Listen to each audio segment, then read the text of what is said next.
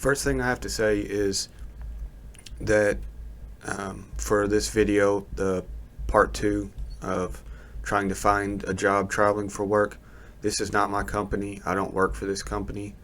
The only reason I'm using another company is because this is one of our competitors, again, which I have nothing bad to say. This is just an informative video. My company will not let me say their name on a video that's not made by them. For, I guess, insurance reasons. Maybe I do something wrong, that kind of thing. So again, this is not to hate on a competitor. I want to make that very clear. Some of these guys that I've met are just as good as we are. Okay, that being said, we'll get into a little bit about what I do and how to start doing it. Unlike getting a job just driving somewhere, driving a truck or driving a car from point A to point B, doing a little paperwork, doing a little lifting, this is going to be on the more technical side. Now, you might want to enroll in a trade school. So there are plenty of trade schools out there for all sorts of different things that you could look into that could be better for you. I'm not sure your exact situation.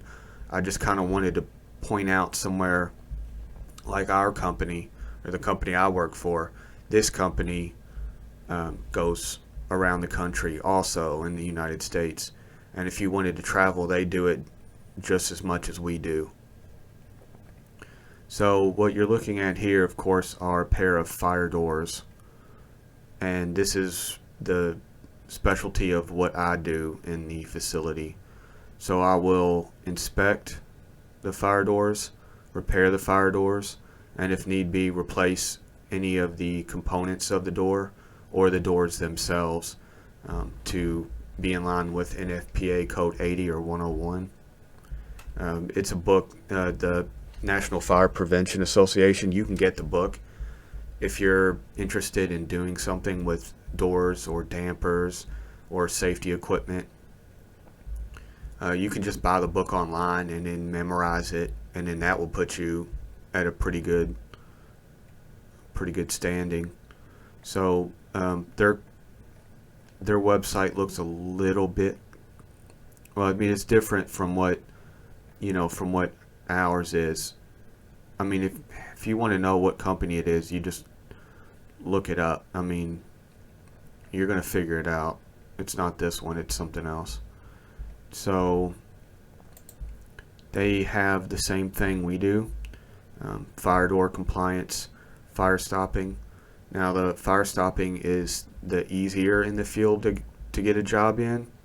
So especially here in Kentucky, we have a job open at ours that you go to, or at least we have not too long ago, where you go to Kentucky and Tennessee, and you basically caulk around the conduits, the pipes, the cable, anything that goes through a fire-rated wall or structure, you seal it off. It's a decent way to get into the business locally. Maybe you look up fire stopping and you can get into it because it's a little bit more construction oriented, so it's a little bit more easier than to get into the technical side. The dampers, if you don't know what a damper is, it's basically a window and duct work. So when fire or smoke spreads through a building, it spreads through the duct work where the air conditioning goes through, the HVAC system. So we install these little windows.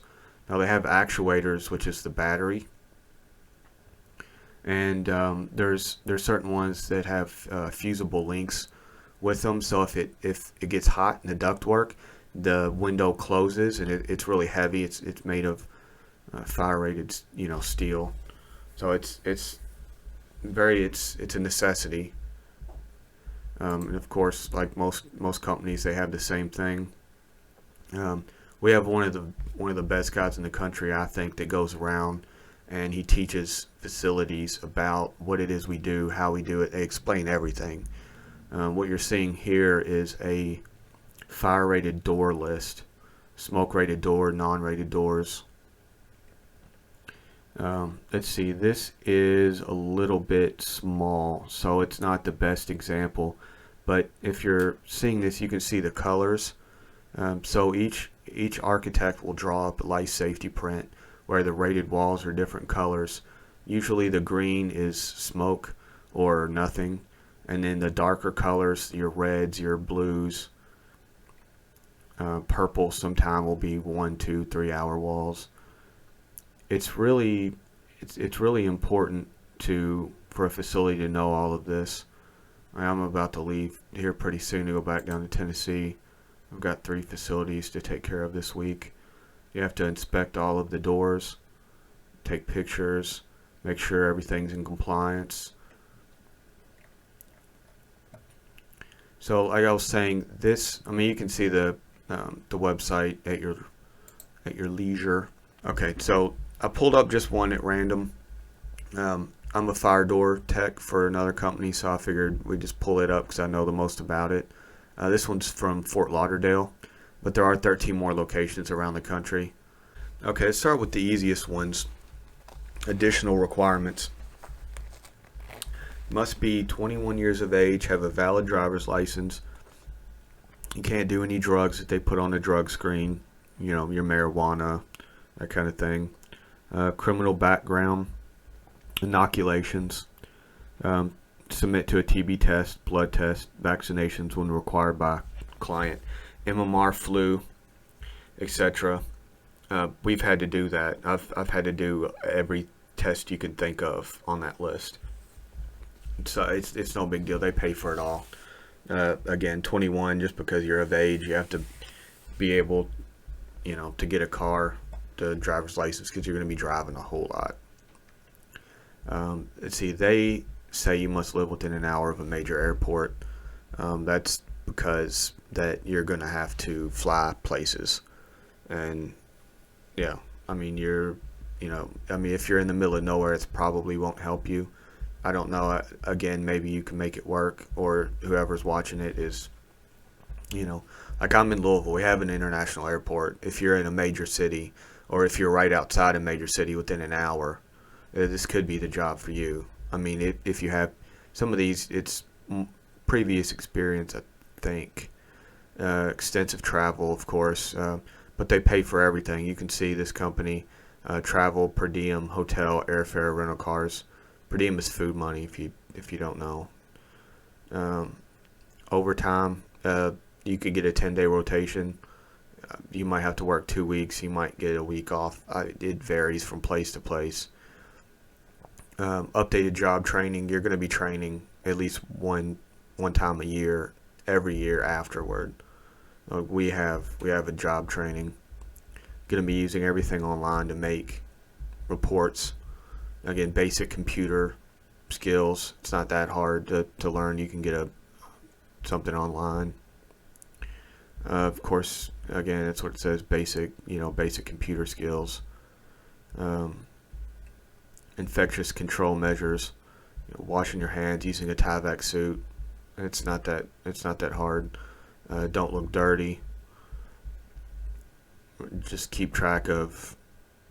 Oh, now this is a good one. Good record keeping and tracking of facilities repair work. I've got so much paperwork from the past 5 years. It's ridiculous. Write everything down. Where you are, where they are, where you're going, where they're going. Just like anything that helps you navigate the facility. Their names, what you talked about. I've got it'll be 5 books this year, 5 books of information. So I know when I get the work order that I have all the information from last year or the year before, because you might have somebody that has the job last year, and then you have to wait 2 years to go back there, and then there's information you forget. See, timely communication, of course, attention to detail, maintaining strict accountability of equipment and tools. Don't lose your stuff. Know how to use them, know how to fix them. If something goes wrong, if the battery breaks, get a new one. Deficiencies, or if there's anything wrong, you're going to have to know how to work through it. And here it's NFPA 80 and 105. So they're a little bit different than we are. So they have OJT and online phase 1 and 2 fire door repair training within 90 days of hiring before performing repairs. Fire door inspection certification through IFDIA or DHI within 90 days of performing inspections by themselves, because you might be able to go with someone else that kind of works you through it. They've got, okay, they've got your standard, they just use your standard training program. It goes over the fire stopping on their website, fire door compliance, minor repairs, strike plate closers. Your basic, it just goes over your basic stuff on here. If you are interested in traveling, this would probably, it's not going to be the easiest thing to get into. Myself, I knew someone, and they asked me if I wanted a job, and I said yes. Because he wouldn't have steered me wrong, and he didn't. So if you are going to look for something more technical, just know that these, what can I say? Like most of your travel stuff is free, and your average salary for doing all that's going to be between 40 and 60,000 on the low end. Depending on how much you learn throughout, you can make up to $80,000 to $100,000 a year. It depends on what you do, how good you are. You can make contacts. There's tons of benefits to a lot of these jobs. But yeah, this is just a little overview of what it is I do. So if you are interested, you'll kind of know what, know what jobs where you do travel, even if whether it's easy to get in, like say the Ecolab video, or it's harder to get in, like fire door or fire damper or fire caulking, the fire stopping jobs. Fire stopping jobs is probably where I would start. And then once you get into the company, even if it's on the low end, say you were working in an office building, you start in the mailroom. Well, you are employed there, so you have access to the employees. How do I get this job? How do I move up? Is there a place I can go? Is there whatever? So even after having, I think it's $15 an hour, having a fire stopping job, it's like $15 an hour. You can move up to about 20. I'm not going to tell you what I make. Probably shouldn't do that, but you could easily make anywhere from, I would say, $20 to $25 on average per hour working. So this is going to be something that I should probably just do a video complete for fire stopping. I think I might do that, but just for this one as a whole, like there's somebody that actually did it, and it is slightly hard, but it's not going to be something that you can't do. So whatever you do, don't get discouraged if the same thing like I was talking about before on one of the other videos. Well, we can't hire you because you don't have experience. Okay, well, how do I get experience? I was like, well, you got to get a job. All right, just something's going to work out. If you want to travel for work, something's going to work out. You just have to keep on and on. Sometimes, don't quit your current job before you can actually solidify something better. You definitely don't want to do that. Yeah, when I get back from work this week, I'll probably end up making a one just about the fire stopping jobs. I'll go through all the companies that are hiring for it, and that'll get your foot in the door for, say, maybe if you want to work on fire doors, which is about double pay on average.